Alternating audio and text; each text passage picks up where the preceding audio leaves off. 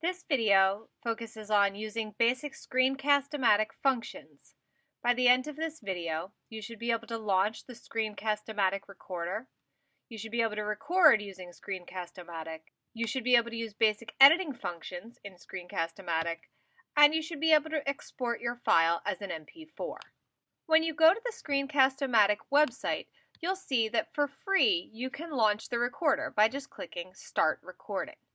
This will allow you to record and export a video. However, you won't be able to edit that video in ScreenCast-O-Matic unless you've purchased the subscription, which is somewhere around $30 for 3 years. It's not excessively expensive. I'm a subscriber, so I'll show you how to edit in this program. However, if you don't subscribe to that function, I'm pretty sure you can export your file and edit it in a different video editor if you have one. So, to launch the recorder, I'm going to click Start Recording. And in a couple of seconds, you'll see that the recorder will have launched. You'll also see this dotted line around the edge of your screen. You can use this to select the window you want to record in by simply dragging these little white boxes. Note that if you want to record the toolbar at the top of your screen, you'll need to drag the top bar up a little bit to capture that portion of your screen. So make sure the edges are exactly where you want them before you start. I find it easiest to record over an existing PowerPoint. So you'll see here that I've just opened a PowerPoint I have, and I'm going to put it in presentation mode. Before I start recording, I want to make sure that the narration is being picked up by my microphone. You can see here as I talk, the green bars are lighting up, so I know it's working. If you need to change the microphone, you can click here and select something different. I'm just using the built-in microphone, which I found to be fine. You'll also be able to choose the maximum time of your recording. However, I believe if you don't have the subscription, you won't be able to do this. I think it maxes out at 15 minutes. Once you're ready to begin recording, you're going to hit record. You'll get a countdown, and now you're live recording. So I would talk my students through the slide. Here I use the arrow keys on my keyboard to go through the PowerPoint slide just as I would any other PowerPoint, and I talk as I go. So you can imagine what this would look like.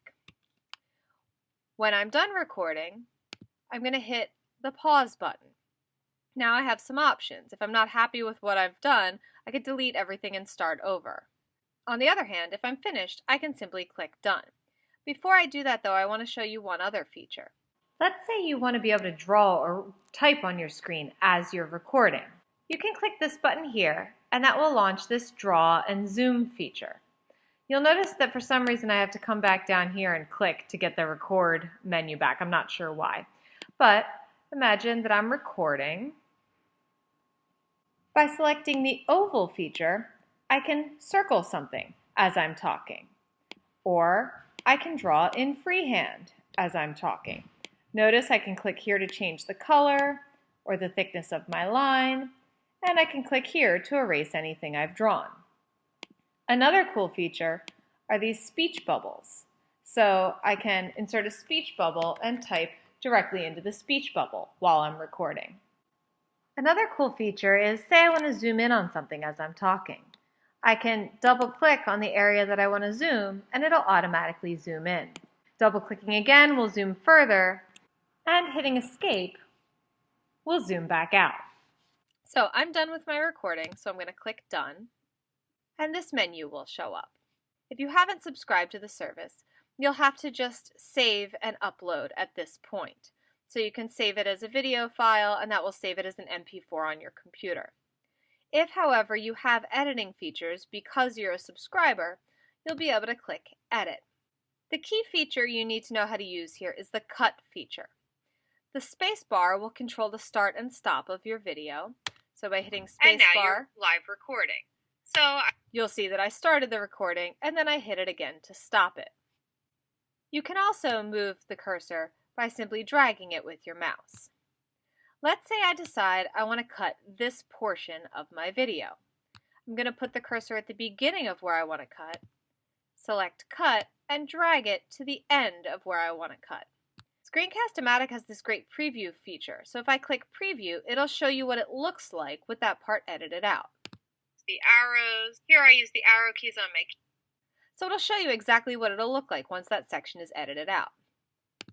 Click OK, and it's now been removed. You'll also see several other tools that you can play around with. I'm not going to go through each one since they're pretty self-explanatory, but I will show you the overlay feature. I often like to add arrows as I'm working. So if I want to draw students' attention to something, I can place the arrow on the screen, I can resize it, I can move it around, and then I can determine how long it remains on the screen by messing with this down here. So if I want it to remain on the screen for less time, I could do that.